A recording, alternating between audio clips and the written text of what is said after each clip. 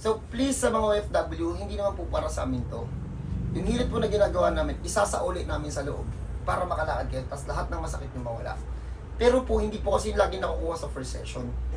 Yung siguradong nakukuha sa first session, yung kahapon lang yun kahapon lang nabalian, o yung 1 week pababa. Pero kung nabalian ka ngayon, tumakbo pa ng ilang buwan, yung trabaho mo mabigat, medyo ibang usapan na yun. Sa mga OFW, please bigyan nyo ng panahon yung sarili nyo para mapagaling natin kayo. Sa mga OFW na gano'n, sige, welcome pa rin kayo dito. Tuturuan ko pa rin ng mga exercise, ng mga bawal, sa mga kailangan gawin para hindi na kayo lumala dyan sa ibang bansa, ha?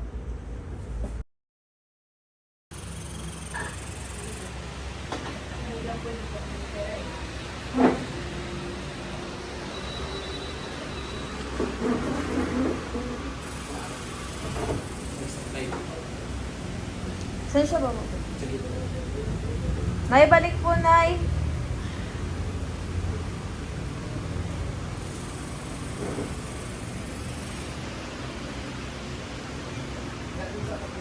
Ayan. Punta po kayo na sa kabila.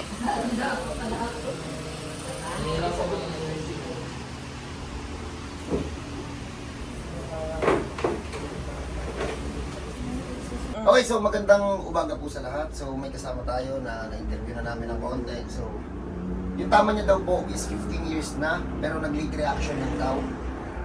Okay, so hayaan na natin si Madam na magsabi sa atin ng information. Madam, tihaya ka muna, Madam. Ano nangyari, Madam, sa'yo? Kukuro ko din, Madam. Nahulog po ako sa upuan. Pagtungtong ko sa upuan, tumakbo yung upuan. Tapos bumagsak ako, napatayo lang. Iniwasan ka ng upuan? Hindi ko alam kasi may kukunin sana akong plato sa cabinet. Eh nung tumungtong ako sa upuan na walang sandalan, tumakbo yung upuan tapos bulusok lang ako na nakatayo. Tapos nag-compress yung aking spine na. Nagulto sa inyo. Ha? Nagulto. Ito ako mag-isip. Tapos? Tapos yun, nung siyempre ako pag may nararamdaman, malikot ako. Opo. Nag-bending ako ng 3 beses. Ayan, bumalik. Parang mga bato nagtakbuhan dito. Tapos wala na akong naramdaman mula noon. Pero itong mga 2 years na, nararamdaman ko na, Yun na naman. ayan, masakit na. Oo. Nanginirot na yan pag yung napawisan. Napacheck up niyo na po siya. Oo, pero wala naman nakita ang doktor. Ganun lang naman ang doktor sasabihin, wala eh. Ilang beses po kayo nagpa-check up? 2 beses ako, kasi galing ako ng Hong Kong. Opo. Doon ako nagpa-check up. Hong Kong na yun. Oo, wala naman silang nakita, wala daw. So, sabi ko, napanood kita. Sabi ko, puntahan mo kaya ito. Pero narinig ko, sabi mo, yung, hindi na pwedeng hilutin. Yung mga senior, sabi ko na, saan ako punta daw. Ayaw ko ipagalaw kasi natatakot ako dahil spine na. Ipinasok na po namin yung mga senior. Gawa po nung lumipat po kami sa Bulacan, di ba? Narinig na ko rin, napanood ko rin.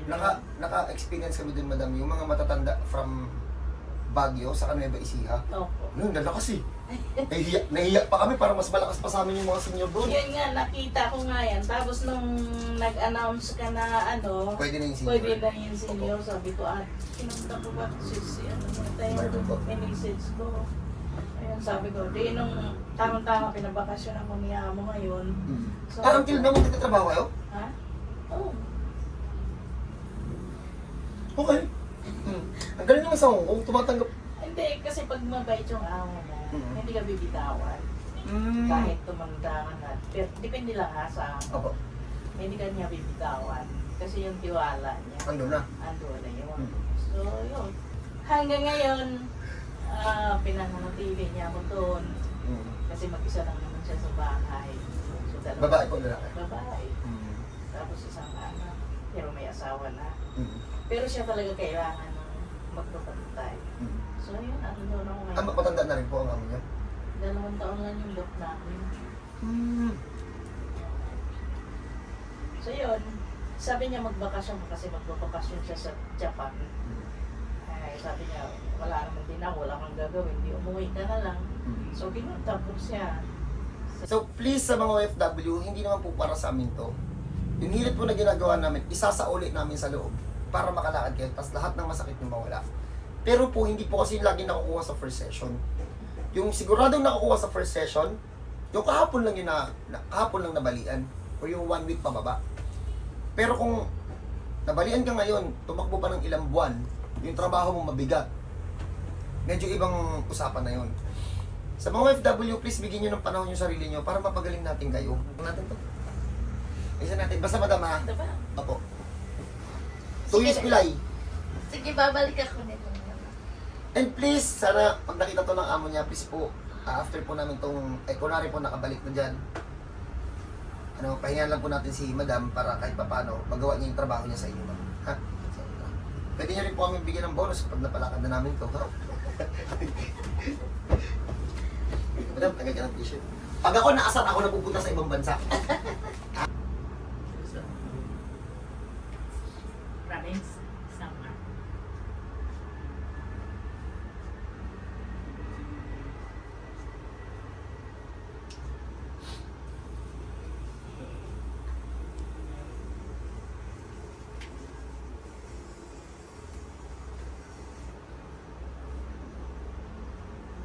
Ding, dalawa kayo. Sa ano dito pa lang, pumasok pa siya. Mga Pilipino. Ay, mga. Nasa church lang ako.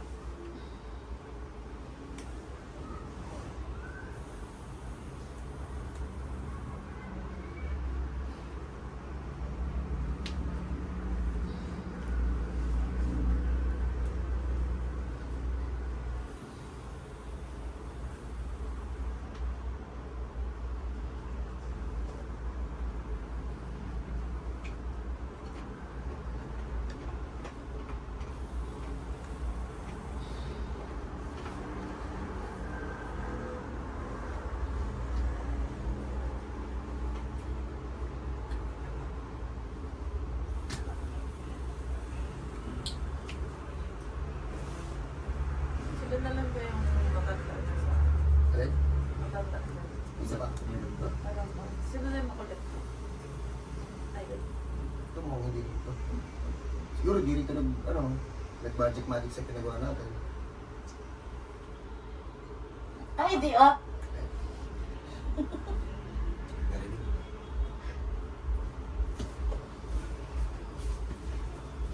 Hirap na hirap na nga ako doon. Sakit sa likod. Vin, kaya-kaya mo pala ito, Vin? Kaya-kaya ito ni Marvin.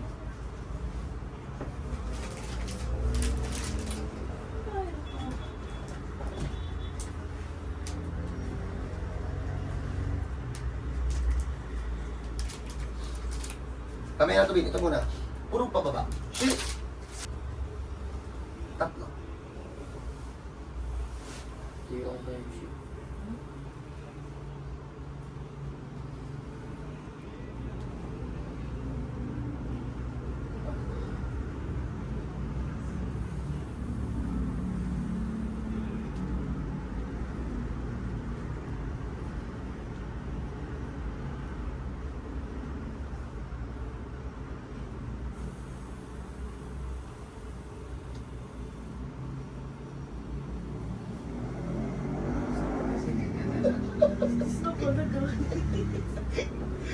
Alam mo, ipa May mga fake friend kayo kasi sabi usapan natin mag-alarm. Tumulog ba? Ikaw hindi nagising. Siya, Paul. Ay, ako ba? Fake ka pa rin. Di ba lumabas ako kanina Ma'am H? Ano ba? Nakapagod ka. Gulat din ako pag dinusaro sa kanina. Bakit ang tulog? Tulog ulit. Ako. Doon siya tayo sa bahay. Pero si Marvin, hindi lang gigising, no? Fake eh. Ba't kinulit mo siya, no? Oo nga. Kung gusto mo talaga yun, no? Oo, tama. Nalirinig ko na kayo ni ate nagkikwentuhan.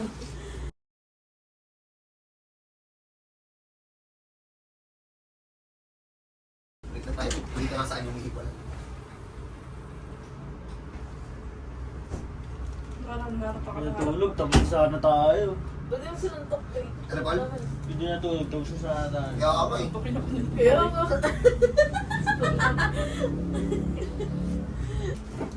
Wala, gusto ka na nakikwentuhan kayo ni ate. Ano ginawa mo sa akin, mami? Don't stop! Don't! Stop! Don't! Hindi natigil. Ang haba ng sinasabi mo kanina, akala ko gising ka na. Hindi yung tulog siya nun, be. Ganun talaga yung matulog. Nagkukwento pa rin. Tulog na eh, sabi niya. Paul, huwag mo to. Te, Oh. narinig mo si kuya. Ganyan na yun siya. Mga alas 8 yun eh. Mag-iilot pa din. Pataas mo. Eh, may tumawag sa cellphone. Nagising ako. Kung lang tayo mabibili ng almusal, alas 10 na. Mas ginising kita, sabi ko kayo. Ano na, alas 8 na. Wait lang. Mainit kaya pa ni Sir dyan. Oh, lagi lang may wait lang 10 minutes. Sige, mga 8:30 ata yun. Pero, wait lang, nilo talaga ako. Dami-lam na ito eh. Tayo pa alarm pa eh. Ano kayo 30 minutes? Yung speaker pa yung alarm. 3 hours na rin. Kagi peppers. Eh, ano mo si Kuya? Mabaw namin. Nagising mo. Gawa na naman ako mo, tapos tumalakbo ka ulit. Di, kala ko na nanaginip ko.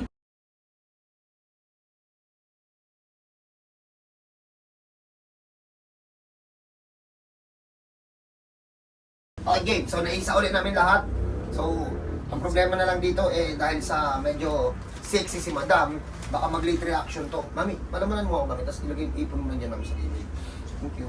So, ayun please, ulitin ko po sa mga FW, kapag kailangan ng ganito, bigyan niyo naman ng time yung sarili niyo. Para sa inyo naman yan. Hindi naman yung puro bakbak ng bakbak sa trabaho. Hindi niyo mamanahin yung yaman ng amo niyo. Pagbigyan niyo yung sarili niyo, huy. Okay. And yun, ma'am, ano pangalan mo nga, ma'am? Osita Eroma. Osita, ano po? Osita Eroma. Eroma? Eroma. Eroma. Osita Eroma.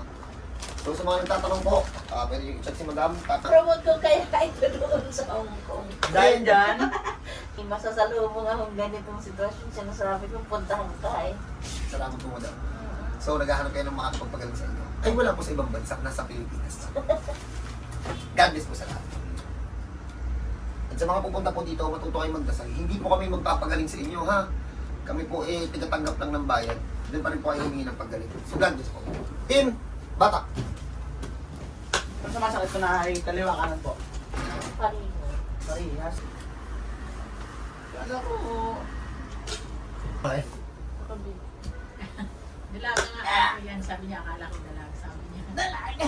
Dalaga yan, Paul. Kayo nanay, dalaga din po kayo nanay. wala kasi na ano eh.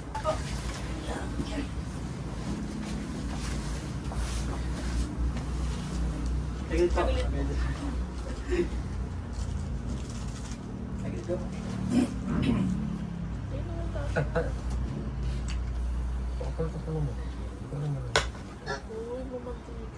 Iba yan yung bata ito. Hindi po, ate.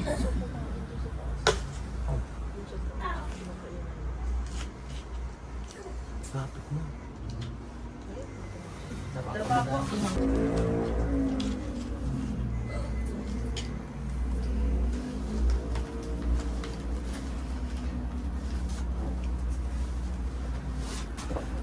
Pagpahinga muna natin si Madam, mamaya titig natin yun. Kung mawala yung sakit niya. Normal na kung ano. Hindi na nakalakad bilang normal. Okay, napagpahinga na si Madam. Ito yung bagong couple yan. Yung resolution namin. So, Madam, galigin na to Madam ha. So, tagilid, upo tayo. Baba mo na lang yung dalawang paa mo dito. Tapos tagilid. Tagilid tayo. Cook tayo. Tagilid, upo. So, tayo ka po. Hirap ko tumayo kanina, no? Hirap siya tumayo. Hindi talaga ako makatayo. Kung may kasi pagpasok na ako. Madam. Hirap yan tumayo. Ko. Spot. Ay, sa laki nito, Upuan. mahirapan to. Hirap yan tumayo sa upuan. Ha? Sa upuan. Hirap. Tayo sa upuan. Oo. Tagal siya tumayo. Sa laki ni Madam, mahirapan pa rin yung tumayo. Hindi no? kasi yung tuhod. Ay, tuhod pala. Ano ba yan sa tuhod mo? Tawakan mo siya. Paul, check mo nga, Paul. Tagal siya nakaupo eh. Nako, arthritis to. Arthritis. Itsura pa lang, oh. Relax na, Madam. aray mo. Hindi naman sagad. Ayun na, lumabas na. Arthritis na. Arthritis. Ito, wala na. Deform na to. Alam ko. Alam mo ah. Okay, ang arthritis po hindi po hinihilot, hindi po ipapahilot yan. Okay. Kasi kapag yan na pressure, lalo po mamamagayan. Ang arthritis po hindi po pilay. Sa kinakain po yan. Ako may arthritis, hindi rin gumagano'n eh. Kaya yung mga magsasabi po sa inyo na manghihilot, kaya ko pagalingin yan, arthritis, ah? Kwento mo yan eh. Baka Again, sige madam. Paul, turuan nyo, may arthritis. Anong tagay Sige madam. Kung kaya naman dyan, gagawin naman natin. Arthritis hindi ko, ah. Fetus. mukhang bata. Kinayos madam. Ayun. Masyadong mahal to ng amo niya. Tumaba eh. Sige, palito mo ng 10 minutes. Ay! Kahit di pa nga ako na makakalakad ng normal kasi chinik ko yung mga tuhod. Grabe na yung arthritis, nakabayaan na. Na-deform na rin yung tuhod. So, check natin kung makakalakad ng normal. Ulit po, sa arthritis po, wala akong magagawa. Kain nyo lang yun ng bulalo sa kapapaitan. Sasakit din lalo. Paul, pakapin nga po ng pinto, Paul. Hindi ka madam, lakad tayo madam.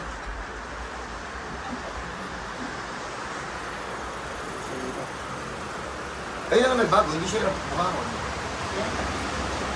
Hindi ko lang madam. Ano ba siya? Wala na yung ano niya. Ay, okay na yung lakad mo! Okay na nga! Alam mo yung makakalakad ng normal. Ang usapan kasi sa loob.